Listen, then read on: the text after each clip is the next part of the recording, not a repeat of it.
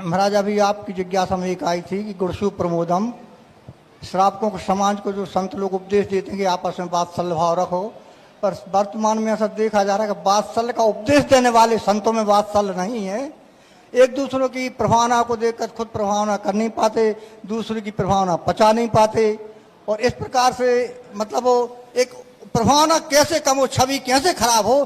तो संत लोग भी षड्यंत्र, राजनीतिक षड्यंत्र बनाने लग गए हैं और श्रावकों को माध्यम बना के, ऐसे श्रावकों को जो धार्मिक तो नहीं है, धार्मिक चोला जरूर धर्म का ओढ़े हैं, ऐसे श्रावकों को मध्यम बनाकर उस साधु की छवि करना में संघों में लगे हुए हैं। तो इनको क्या दोष लगेगा और क्या इनमें वात्सल्य भाव क्यों नहीं है?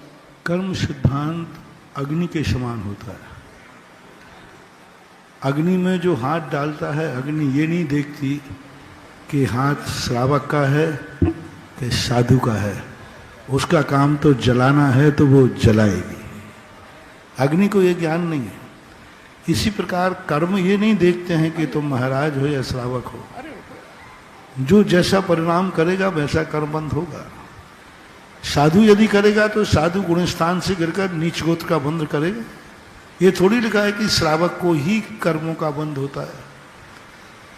मैंने अभी 2 दिन पहले ही कहा था ना कि सबसे ज्यादा कर्मबंध उसे होता है जो जितना ऊंचे पद पर होता है। यदि साधु ईर्षा कर रहा है, साधु इस प्रकार का परिणाम कर रहा है, तो सबसे निधत्त निकाचित नीच कर्म का बंध होगा उसे।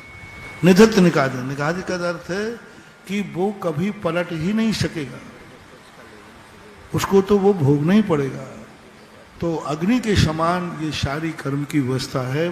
कर्म कभी नहीं देखता कि किसका है, कौन है।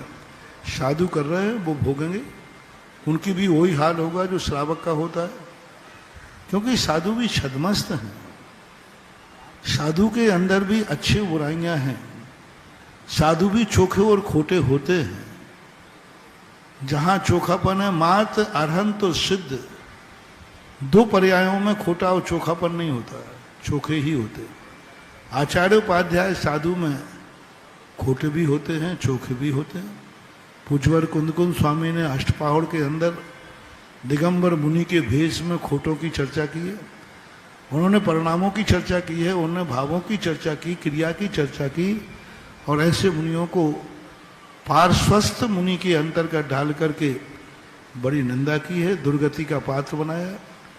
मुनि के धारण करने वाले परिणाम करते हैं तो निगोदगोद अस्मण पाउगम गण्डादिते निगोद पात्रा, ये साधुओं में दिया है। जो साधु श्रवण के योग्य नहीं है फिर भी वैसा परिणाम, वैसी क्रिया करता है, तो वो निगोद का पात्र होता है, ये शास्त्रों में आया है। तो ये पंचम काल है। पंचम काल में विशुद्धि स्थान बहुत छोटा होता है, थोड़ी ही प्रतिकूलताओं में देख करके वो भड़क जाते हैं, ईर्षा भाव आ जाता है, ये उनकी कमी है। वो भी भूल जाते हैं कि ईर्षा भाव लाने से, हम किसी को गिराने से कोई गिर नहीं जाएगा, वो गिरेगा नहीं, गिरना तो उसे ही है जो गिरा रहा है। मकड़ी कितना ही जाल बुन ले, वो समझती है कि मैंने जाल बुना है मच्छरों को फंसाने के लिए, अंत में मकड़ी उसी जाल में फंस करके मरती है। जितनी मकड़ियां हैं अपने जाल में फंसती हैं। बनाया था दूसरों को मारने के लिए, मच्छरों को, मक्खियों को फंसाने के लिए, अंत में उसी जाल में मरण को प्राप्त हो जाते हैं। तत्व दृष्टि की कमी होती है। स्वाध्याय तो करते हैं लेकिन वो आत्मा की पर्याय न बनने से ऐसा होता है। महाराज ये पता है कि साधु का गुण स्थान गिर गया, मिथ्या अनंतानुबंधी इसको आ गई है, सालों से कसाय रख रहा है, तो ऐसे साधु का दिया अपन नमोस्तु ना कर कोई दोष लगेगा श्रावक को क्या? कभी विनाशकालीन विपरीत बुद्धि भी हो जाती है।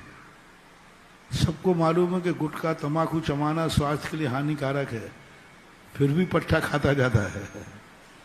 इसी प्रकार से मालूम है, सब जानते हैं, सब ज्ञान है, लेकिन वही होनहार जैसी होती है, कभी कभी विनाश के कारण बुद्धि हो जाती है, क्योंकि विनाश की स्थिति आ जाती है, तो ऐसे परिणाम हो जाते हैं। आश्चर्य की बात नहीं है, ये सब हो जाता है, हो सकता है। लेकिन इतना बड़ा जैन दर्शन का है कि वह साधु हो या ग्रस्त हो, कभी माफ नहीं करता कर्म, कर्म बराबर सजा देता है। वो सजा उन मुनिराजों को भी भोगना पड़ेगी। नमोस्तु।